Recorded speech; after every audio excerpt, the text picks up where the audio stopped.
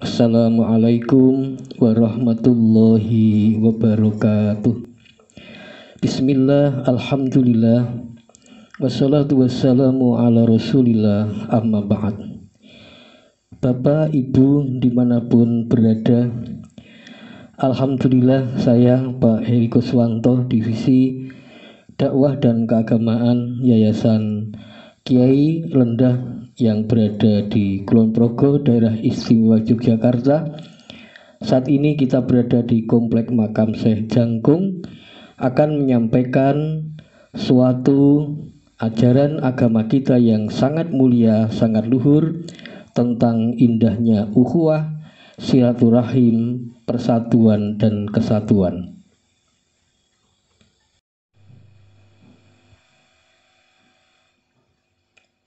Bapak, Ibu yang kita hormati, dalam Islam baginda Rasulullah Shallallahu Alaihi Wasallam banyak membuat analog, banyak membuat gambaran-gambaran, banyak membuat contoh-contoh yang mudah untuk dilihat dan dipraktekkan.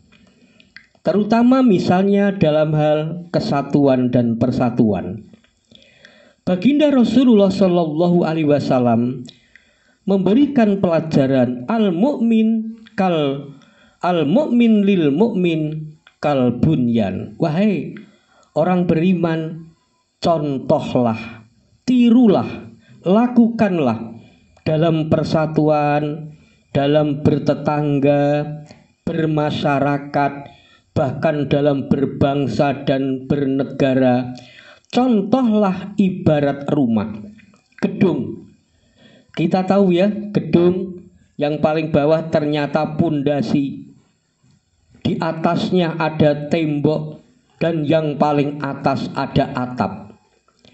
Bagaimana Rasulullah Shallallahu Alaihi Wasallam mengambil contoh agar kita meniru seperti bangunan. Ternyata bangunan ini kalau bercerai-berai dari masing-masing unsur gak akan berarti.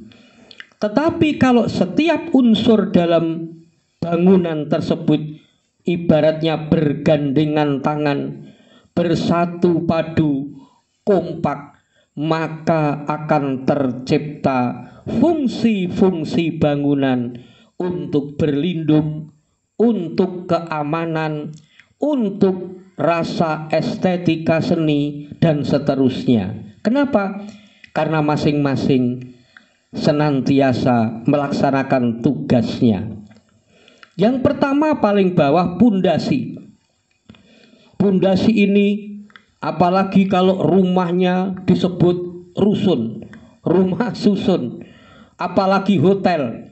Ada hotel berbintang, ada tingkatnya, lantainya, sampai misalnya puluhan. Pondasi yang kuat akan sangat berarti. Rumah kita juga demikian. Dan pondasi ini betapapun berat tugasnya, dia menyangga. Kan gak ada pondasi lantas enak amat, yang di atas cuman gitu-gitu saya paling remuk. Biasanya mungkin masyarakat ya, yang atas enak sekali, tiap tanggal muda gajian. Kita ini kan gak ada tanggal muda, gak ada tanggal tua, penyangga. Tetapi mereka tetap komitmen, konsisten pada tugasnya.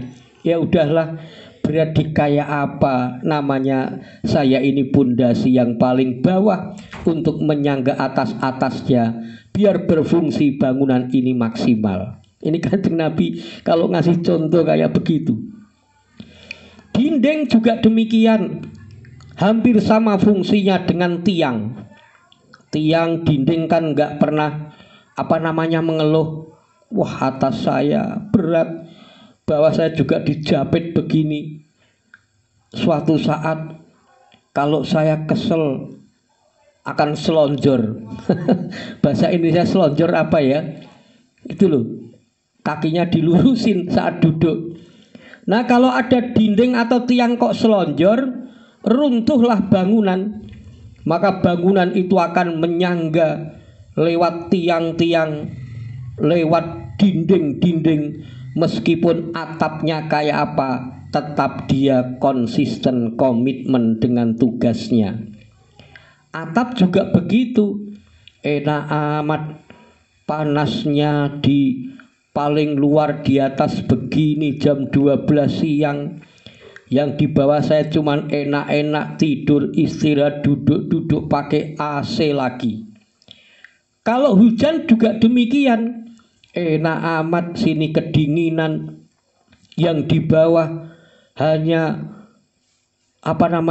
di bed, di tempat tidur pakai kain selimut lagi. Suatu saat saya akan protes.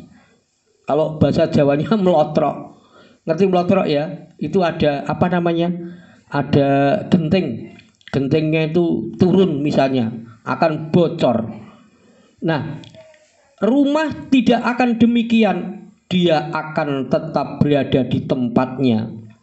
Nah, kalau dipikir-pikir ada tugas yang kejepit, yang paling repot.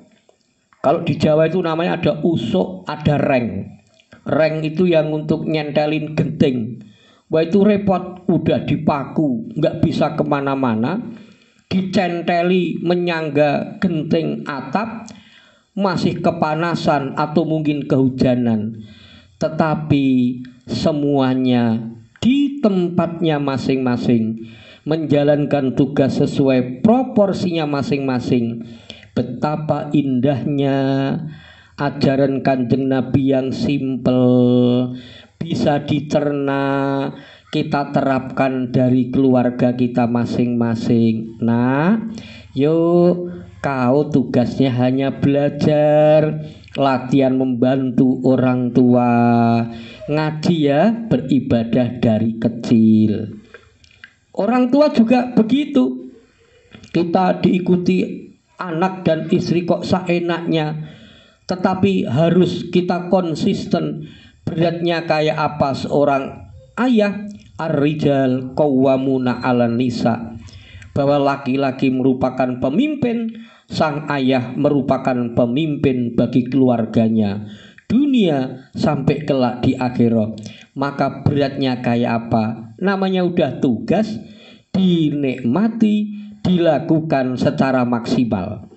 Nah, kalau dari rumah per rumah dengan tetangga, semuanya saling menghormat, semuanya saling pada tempatnya masing-masing, maka yang terjadi adalah harmonisasi dalam bergaul, akan bersatu padu, akan rujuk kompak dalam membangun cita-cita.